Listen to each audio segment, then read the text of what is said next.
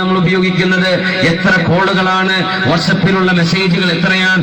ഓരോന്ന് പറയുമ്പോഴും തുടങ്ങുമ്പോഴും അസ്സലാമു അലൈക്കും എന്ന് തുടങ്ങുകയും ഫോൺ വെക്കുമ്പോൾ വഅലൈക്കും സലാം എന്ന് ഒരു ഭാഗം സലാം പറയുമ്പോൾ മറ്റൊരാൾ മറുപടി പറഞ്ഞു വെച്ചാൽ ആ രണ്ട് സലാമിന്റെ ഇടയിൽ സംസാരിച്ചത് മുഴുവനും അല്ലാഹു നിങ്ങൾക്ക് ഇബാദത്തായി തരില്ലേ? എന്തിനാ നഷ്ടപ്പെടുത്തുന്നത്? കേവലം ഫോൺ വിളി. ഓരോ ഫോണിലും ഒരു അസ്സലാമു അലൈക്കും എന്ന് തുടങ്ങിയാൽ എത്ര പ്രതിഫലമായി. ഒരു ദിവസം എത്ര ഫോൺ കോളുകൾ വന്നേക്കും, എത്ര തവണ സലാമും സലാം അടക്കലും അവിടെ നടക്കും. അഫ്ശുസ്സലാം, നിങ്ങൾ സലാം പ്രചരിപ്പിക്കണേ.